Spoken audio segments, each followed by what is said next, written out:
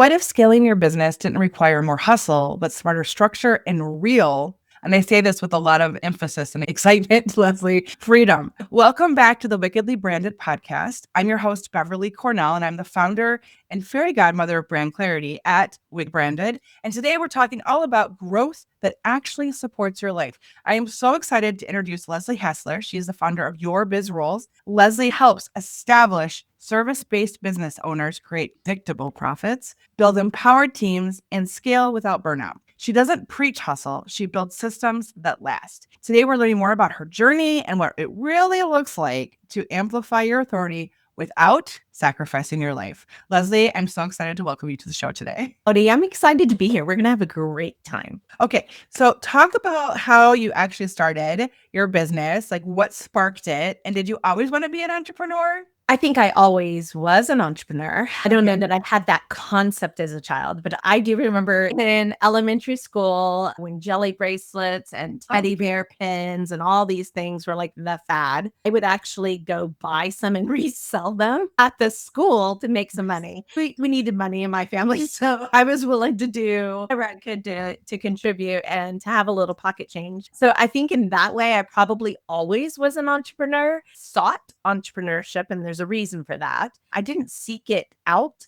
It sought me out in some ways. And so I actually have been an entrepreneur for 17 years. I've had two businesses. Your Biz Rules, obviously, is that second business. So my first one started in 07, ran that to 14. But really the journey for Your Biz Rules started in like 11 and 12 for me when I realized that the business that I had built sucked my soul dry. And I could no longer tolerate that, but I knew I wanted to stay in business. So it was a 2-year conversations of God. If it's not this, then what is it that I really enjoy about being in business? Is it the thing that I'm doing? And it wound up being, no, it's not. What is it? And I was like, I love business. I'm like, my brain is business models on steroids. I can dissect and all of these things. I'm like, great. What am I going to do with that? And so it took a while to get to where we are, but I really think and believe and know that Your Biz Rules is our playground. And what's super cool to me is that's exactly what every single one of our team members will say as well. And in that way, I know that we're in the right place, right time with the right people. Playground. Describe what a playground is as it relates to Your Biz Rules. So a playground is somewhere where we choose to come to. If you look at our values, we talk a lot about collaboration. Play is better with people, in my opinion. Like you can definitely have play with yourself, but for me, it is that collaboration. That idea, that value set really is an underpinning into almost everything we do, how we've been able to scale, how we work together as a team, how we back each other up. It's infused into everything. It's not an element of the business that doesn't rely on collaboration in some way, shape, or form.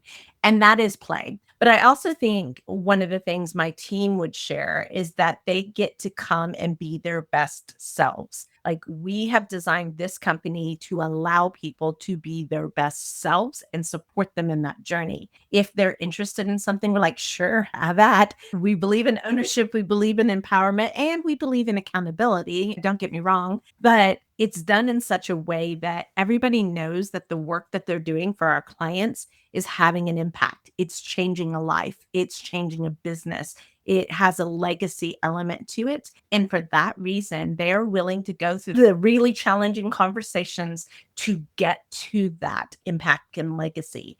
And I think that's what we find to be fun. It's not mechanical, it's human, if you will. And when you can see the change that can happen for one of our business owners, when they're able to put a kid through college, when they're able to pay off debt that's been like an albatross around their neck, when they're able to hire that phenomenal employee, they're like, oh my gosh, how did I live without this person? Absolutely. That's a payday in our world. That's what we're doing this for, is to change lives and to change it through better business. So we call ours magic and you call yours the playground. It's just a different word, but essentially the same thing of living in your magic and really fully understanding the power that you have and being empowered. There's so much to that. And I think that culture can speak volumes about a founder and the people you hire. That is really can define so much about even the clients that you're drawn to you. So that is amazing. So you talked about, I'm curious about the transition from the first business to the second business, because so many of our listeners are overwhelmed, overworked, almost over it. Talk about how you had to lean into your faith, it sounds, to realize, is this the right course of action? Maybe give a little bit of advice or maybe a little bit of your thoughts of how you navigated that and how you knew for sure it was time to change. Oh, how did I navigate that? I think ultimately it was about curiosity. One of my skill sets is the ability to see multiple options. I can see all the doorways and then be able to whittle away. Nope, not that door, not that door. But that takes a certain ability to be curious, to wonder about things, and to be able to find solutions that are based in what I will say the and, not the or. For instance, an or in our world is called a competing commitment. It is where this is a priority and B is a priority. And all you think is I can have A or I can have B. You never ask the question, how can I have A and B, right? And I really was searching for the and. How can I have impact?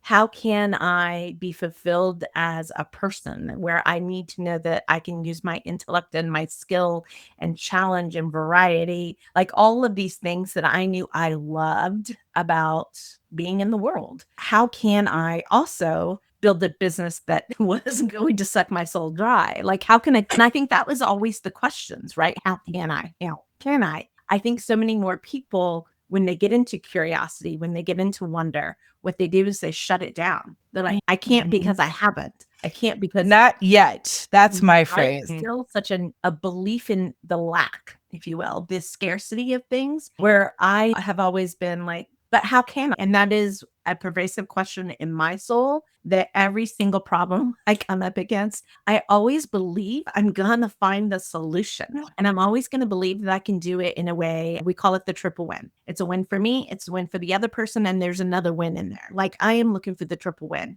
And I'm not satisfied if somebody loses. That is a different mindset to attack a problem, a change. Did I come in? Was it magical? No, I didn't at all. One of the very first things I wound up doing was Strength Finders 2.0. And I did my Strength Finder. They are strategic, futurist, individualistic, achieving, activating. And I remember looking at those going, Exactly. what am I going to do with this? And I was just willing to try a lot of things. You'll always see us experimenting in our business. We're always trying things. We're always like trying to prove or disprove something, an assumption, because you never know actually what's going to work. We cannot assume just because it didn't work in the past that it's not going to work now. Absolutely. We can't assume that just because it worked in the past that it's going to work now. We have to always be a bit of a mad scientist in our exploration and in our journey. So it took me 3 years to come into this. And even then I totally had the imposter syndrome of who am I, but I still leaned in. I still played with it. And I'm super proud that the journey and the vision that we had, and that I had in 14 and where we are today in 25, 26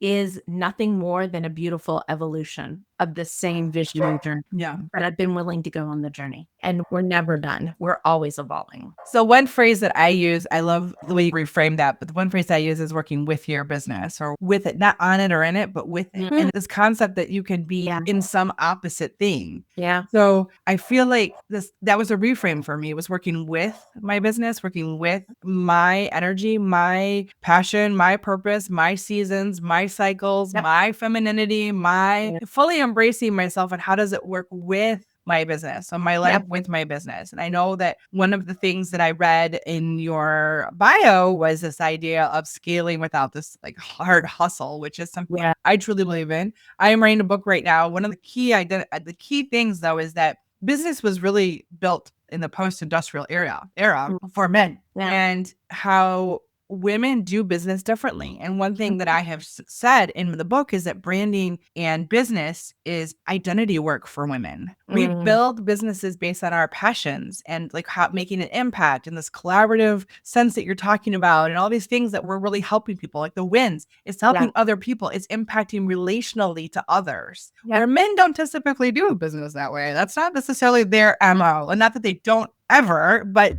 from a generalization perspective, they define business very differently than we do. So what has been like something that you've struggled with or that you've overcome or that you've embraced even as a female founder, finding yourself outside of the hustle or in collaboration with the hustle or however you want to frame it? I'm okay with, because I feel like that is exactly what my book is about, is like finding the thing that works for you as a female founder related to your life, your responsibilities, the mental load you carry, all the shoulds. I call it the should suitcase that we carry from society. The cows. So share that journey a little bit with us and how you've come into your own that way. So much in there. I do agree with you. I do think there's post-industrialization and our definition of business and the success that we're chasing. I don't think it's exclusively women anymore. We see men and women equally wanting the same things, and which is amazing because you can rewrite your own rules. Yeah. You can write your own rules. Yeah. That is the most powerful statement. Listeners, you can write your own rules. Yeah. So yes, if this is an opportunity for you to create the exact business that you've been looking for, that you want, that you believe with your business, create the playground, do all the things, you can create it. You can create it. It's exactly what you need. Right. So the most important statements I think anyone can make is that you are empowered. You have the ability to create exactly what works for you. And I also think you shared a little bit of this secret, and is identity. Is we need to recognize that our identity has been wrapped up, and for a lot of entrepreneurs, in our ability to do the work. But to be a successful business owner, it's not about always doing the work, in as much as ensuring the work gets done. Yeah. My number one job is to ensure that our team has the freedom and the flexibility to get the job done. And is that training? Is that support? Is it that I come alongside? It is that to a T, is that ability. So your identity has a lot to do with your experience.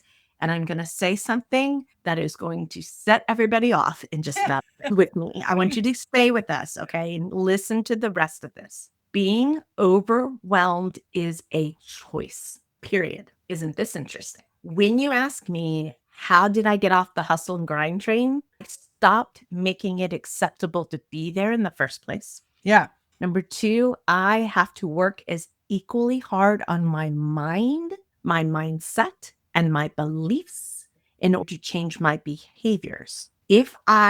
And I'm going to be really transparent. This week that we're in, we call it the end of the year, everything tense. And my CEO and we're going to crack under pressure because there's just no more ability to get things done. That could be overwhelmed. But what we do is we sit here and we're like, on one hand, we chose this. On another hand, this is all doable. And on the third hand is how can we reprioritize to get back into the flow and the go of things and not allow the weight to take us down. Because when you're changing your mindset, when you're changing how you relate to the hustle and grind, it's challenging because the rest of the world is still addicted to it. And we're conditioned. This hustle is so powerful. Yes. I'll say, here's the really interesting thing, because I love that you're writing a book. We're on our second one called Scaling Rich, and it really is about this hustle and grind and how did you catch it? Oh, awesome. Yes. So if you think about it, though, give something weight. You can have one task,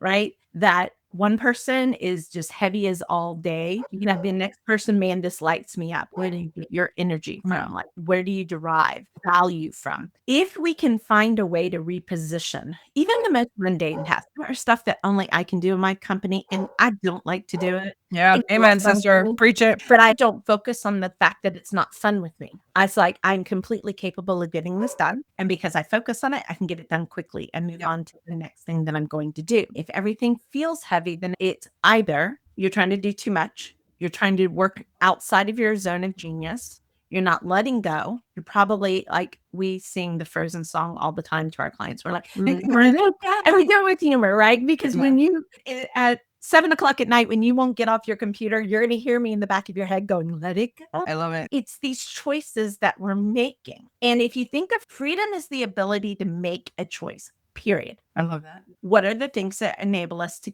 have choice? It's typically being in your power, owning your environment, your world, and protecting your boundaries. It's about typically money. Money is freedom of choice. Yes. Time is freedom of choice. Time is so important. And most people equate freedom to time, but I think there's something broader. And you're going to have a freedom love language. And maybe it's time, maybe it's money, maybe it's impact, whatever it is. Get in tune with that real fast and then protect it as the day is long. You cannot bend. It has to be your non-negotiable, or you will be forever sacrificing it upon the altar of success. And I think that's one of those other things we have to think about is we've been taught like the payoff to the hustle and grind is if you work hard enough, if you're good enough, then someday you'll fill in the blank, pay yourself, take that vacation, be recognized for your efforts, whatever. We've all got this reward we're chasing. But what if you could realize some things now? What if you did not have to sacrifice? Because that sacrifice is actually the big lie. Yeah. As a business owner, if you can write your own rules, you can have what you want today. If you don't love your business today, you can change it tomorrow. You are really not locked in by any other shackles than that which you put on yourself. Absolutely. 100%. And it's blind. I will say this, being maybe 3 or 4 years ago, I was successful by all standard measures. The money was coming in. I had clients. I had referrals. The work was good. I had a team. I had all those things, but I was completely dissatisfied with what success was looking like. So just because success looks like something to the world doesn't mean it's success for you. And really understanding what success looks like for you and how you balance that. I don't think balance is the right word. How you create that is really the thing that is going to be the hardest thing for you. I feel like for your job, for your work. Because you said the word protect. So there's many things that I put into my systems, my day, like how I intentionally use my time, like chunk and stack things like operationally as Monday. Like I know my seasons, my cycles, when I do my best work, when I need to be most creative. I understand who I am, my ebb, my flow. And that took a little bit of work to figure out. But that investment in that understanding has reaped rewards beyond anything I could possibly have ever imagined. Yep. So this idea of creation, and I don't know about for you, but for me, it didn't happen overnight. Like you said, the business you have today is not the business you have to have tomorrow. It took me a little bit of time,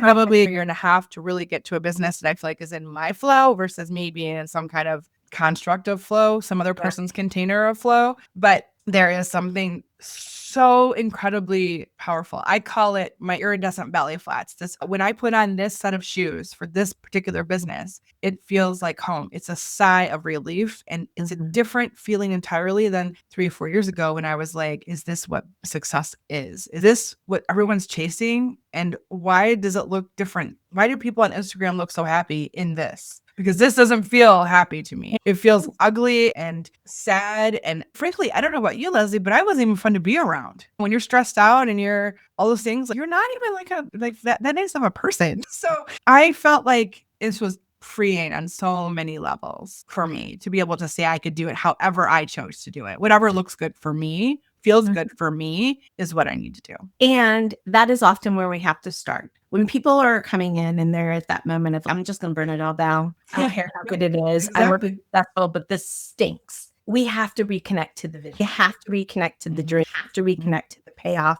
And usually when I start that and people are like, my business, I'm like, I don't care about your business right now. I care about you. And that is sometimes this moment that a lot of our clients will come to. They're like, oh, you care about me, not just about the business. So yes, my job is to get your business in alignment with who you say you want to be and what you say your life is. Yep. And in that way, I will hold you accountable to your vision. You are always welcome to change it, but I will hold you accountable to the truth of that vision. Absolutely. So that's why it's identity work, because it's about you. Yep. That's where the identity work comes in, Les.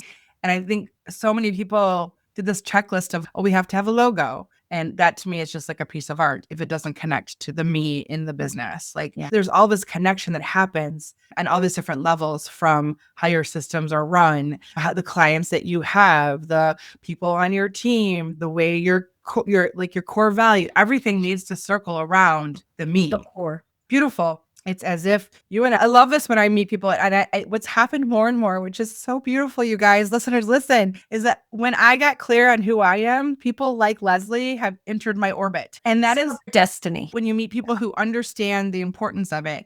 And so while she's more focused on scaling and systems and CFO type things, and I'm more focused on the marketing side of it, the goal is the same, to fully embrace who you are and create the system and the business and the brand and the visibility for yourself that is actually like you. That's where the true authenticity that everyone's been talking about for the last 5 years, be authentic, comes from. But no, it's really hard to be authentic if you don't understand who you are. Okay. So let me ask a question. Sure. When was there a moment, or was it a series of moments where you fully felt at home in your business? Where you felt that alignment, where you felt that shift for you? What I will feel in contrast is when I'm shifting and I need the business to shift, because this, like I said earlier, it's a journey. We're running a marathon. We're not in a race. You mean it's not one and done? No, it's not one and done. Come on. I look successful. I did all this stuff, but I wasn't in love with any of this. That was definitely where we were. And I was just thinking about the journey that has gone on. And now it's,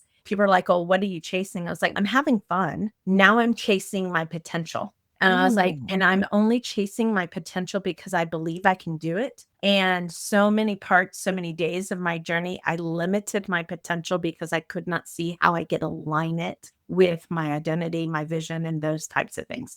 And so as we learn in business, because that is what small business ownership is, it's on the job training every single day. Right. And now people are like, what are you trying to do? I'm trying to do 10 million. And I want the next 9 to be built in a totally different way than the first one. And now I'm playing with the forces of exponential growth. I'm playing with technology, playing with solutions. I do believe that the businesses that we have in 3 years won't look anything like the businesses we have this year. The work of businesses is changing. I'm on the ride. I want to see how well I can take this magic carpet and fly. That is the next adventure for me. So I'm seeing it such as that. But it is this constant awareness and constantly being present in asking and paying attention to the moments where I'm like, this does not feel good. Like, why? Yes. Why does it not feel good? And then I'm like, okay, is it me who's changed? Because that's likely. Is it an area that I just didn't know we needed to give attention to? Likely. Was I not clear? Did I not have clarity? Because if you're not clear, you're gonna not have clarity in your business. And then I'm like, whoa, pause. Rewrite this, redo this. My COO has saying, she's new day, new rules. And we're like, new day, new rules. We're fixing that. That did not feel good. Now let's get into alignment. So we're almost always a mechanic. If you think about it, we're always paying attention to the engine of the business and how it's running and the direction that it's going, so that we make tweaks along the way. I have not needed to do a major overhaul. We always are refining. We're refining our marketing message because marketing and consumers are shifting in what is important to them. So you always have to be refining. But I guess that's when I said, like earlier, if you can detach from trying to be done, then you understand that this is a journey, so that when things need to evolve, it's not a big drama. It just is. It's a signal that you should go left instead of, and we don't get this emotional baggage, which leads to weight, which feels heavy, overwhelmed, but kind of tie all of our conversational points together for you. And I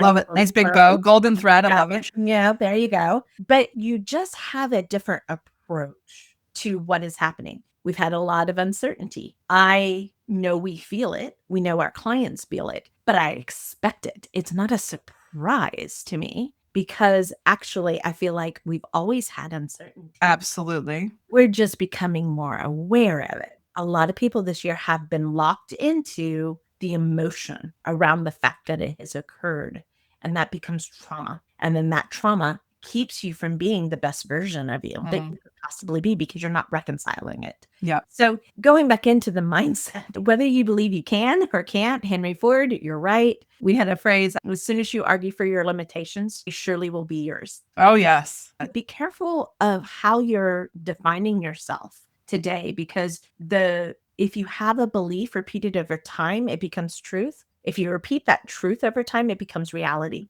And when you're down in reality and it is not the reality that you want, you have to go back and change your truth. And that means you have to change your words and you have to change your beliefs. That is the biggest gift we have, is how strong our minds are if you can capitalize on it. If you can tame it and use it for good, use it for your own benefit, not always the benefit of others. Yeah. I love this so much, but I really want to go back to the question because I don't know if you really answered it. Okay. Is there a moment or a series of moments when you fully felt like home in your business? It's every day. But was there a moment, like when it first started? Did something have to shift? I understand the fixed mindset, like you're talking about. Like I get that. Was there something where it went from fixed to a more open to? So for me, I just like a sparkling moment of singing high and heralding from I don't mean it like that. Like it could be a series of moments. I love the visual though. I love the magic wand analogy you used earlier too. Having an out of body experience at one point, talking to a client, giving him advice. Right. Yeah. And it was the exact advice I needed. Like I wasn't following my own magic. Like I was allowing other people's magic to flourish, but I wasn't doing that. And I was like, why am I not taking my own advice? It was as if like I needed to have, and that was one of the moments. And then there was one moment where I was late at night, my family's asleep, I'm still working. And I'm like, what is this? Why am I doing this? Like there was like a series of wake up calls. They weren't like these super loud 2x4s. It was just like these little questions that kind of came to me in these moments. And finally I listened to them. I mean, ultimately, that's what brought me into this business. I think it goes back to this personal journey part of recognizing that I had to be present in the success that we achieve every day. After my first son, I probably had postpartum, and I was struggling with, why wasn't I happy if I had everything I dreamt of as a little girl? And I did. And there were good things. There was nothing to be upset about, but there was something I had to reconcile there. And in that moment, what I found is I was chasing the future so much, I never recognized when it was here in the present. And so it was that what I started going, what were my childhood joys? And I was like, a butterfly, bubbles, and swings. These are not hard things, right? So it's even like right now when a butterfly will fly by, I pause. I just take a moment to appreciate the butterfly.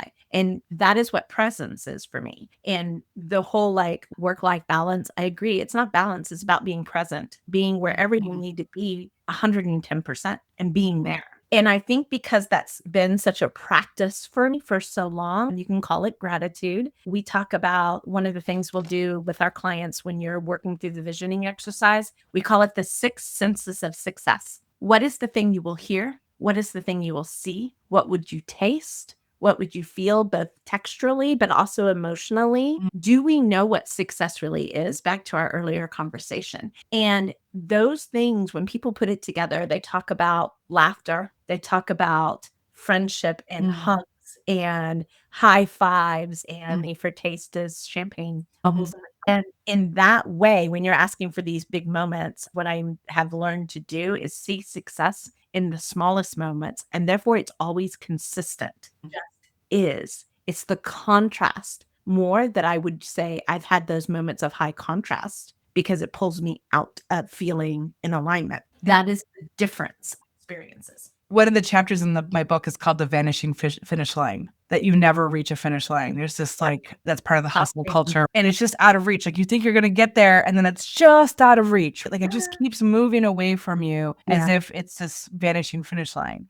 And it's an impossible chase. And so what you say is so important because it is about being present in the successes now. But women historically have not been taught to celebrate their successes in general. People haven't been but they're not afraid to go on the golf course and celebrate with their friends. They're just not, they do the high fives all the time. And it's just a different mindset. Women are taught to be grateful and not ask for help. It's a very different construct in many ways, but it's interesting as I've been exploring the vanishing finish line of what does success, and I love the 6 senses. That's so good. That's the way to think about it. And one of the things that I've talked about with success for myself is travel and some of those kinds of things with my friends. And like you talk about some of those things. So it's on par, it's just different terminology, which I think is lovely and brilliant and wonderful. And I'm so glad that so many people are talking about these things now because they haven't been talked about this way. And there was for so long was this just constant chase of the next big thing. And not that you can't still do big things. It's just this chasing to exhaustion that needs to be reframed, I feel. So I do have a magic wand because when I was little, the things that made me happy were magic wands and There we unicorns go. and sparkles. Yeah. One thing I ask every single guest, is there a marketing challenge you are experiencing right now that maybe I could wave my magic wand and help you with today? Is there one question or issue that you've been challenged with lately? Not really. Okay. Not currently. Okay. And I don't even see that as a challenge because I'm working on it. We are stepping into a new stage, a new amplification, if you will. And that takes time to build the pieces. We've been building them pretty dedicatedly. And so now it's just about the money catching up to the pieces and being able to fund the next elements. But like I said, I'm already working on those. So I don't even consider that to be a challenge. It is just part of the process. So there's no area which you would want to grow or grow faster from a marketing perspective right now? Everything is about growth for me and Okay. going back like it's $1 million dream here that we're Right. fighting. However, it's not a challenge in Okay. that way. I actually have a strong marketing background. So I actually grew up, Awesome. my first degree is journalism, grew up in agency world, done that. We are in partnership to acquire a marketing agency ourselves. So there's a lot of that fundamental stuff that I truly understand and will do. So I'm not searching for answers at the moment. I am in implementation. Okay. And then the biggest thing I have to manage is the allowing things to unfold at the pace that they're going to unfold because I think fast, I work fast, I do fast. Right. However, I'm not in control of the world. So I have to allow some things to pop into place and to settle and to be able to do. But everything that we're doing right now, there's nothing that we're not able to either plan for, strategize about, or put into play. I just need the time to be able to allow for that to happen. It's a great way to talk about something, though, the idea of Yeah. time. Yeah. That marketing is not an overnight success. Like, that very rarely happens. Just a singer doesn't typically become an overnight success. They put in the work to get to the moment that allows them to be a success. Yeah. It is about consistent work. It is about showing up and then looking at what's working and what's not working, and then tweaking and growing, changing as you grow and change, but also as the industry and the world is changing, especially with AI and technology and all that stuff right now. But there is the idea of time. And most high performers want it all and want it now, which is what most of my female founders are. So this idea of being patient and consistent is a really great lesson for so many people, that it will come. You just need to put it out there in the way that it needs to be implemented so that the results can come. It's just being patient and having it. So that's a great topic to talk about anyway. I feel like I'm in a stage that not everybody will understand, but I'm no longer being bound by time. And so therefore, when that's not the thing I'm chasing or pushing, it is almost a higher level of control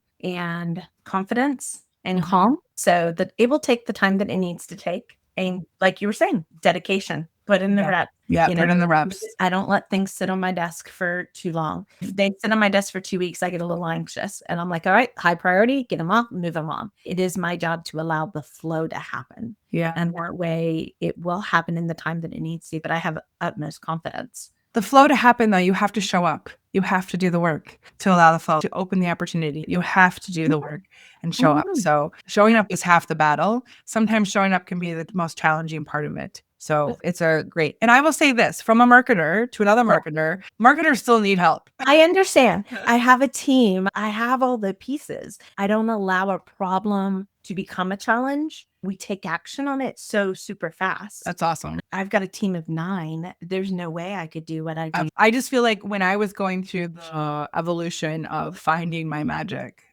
waking up, awakening, and activating, amplifying my brand, those kind of steps, is that sometimes we do, even as a founder, period, sometimes you need someone from the outside to tell you and show you what is possible and what you are made of, because you don't believe enough in yourself yet. That's can be incredibly powerful. I was just talking to a client yesterday, and we do a thing called the Brand Spark Experience. It's like a 90-minute deep dive, probably very similar to what you do about who they are, how they show up in the world, so that we can build a brand around them. And we provide a blueprint after the call. And we reflect so much of what we see in them in the blueprint. It's aspirational. There's 4 to 6 next best steps. So it's very activating in the sense of what you can do to make this happen. But she really, me, Beverly, oh my gosh, like seeing it written and seeing it in your words, like sometimes we get in our own head. We don't even see how the world sees us anymore. And so I love helping people who, like, are doing the thing and then need maybe an outside person just to push them, maybe that extra oomph to get them. Oh, did I just dramatically? Yes, I did.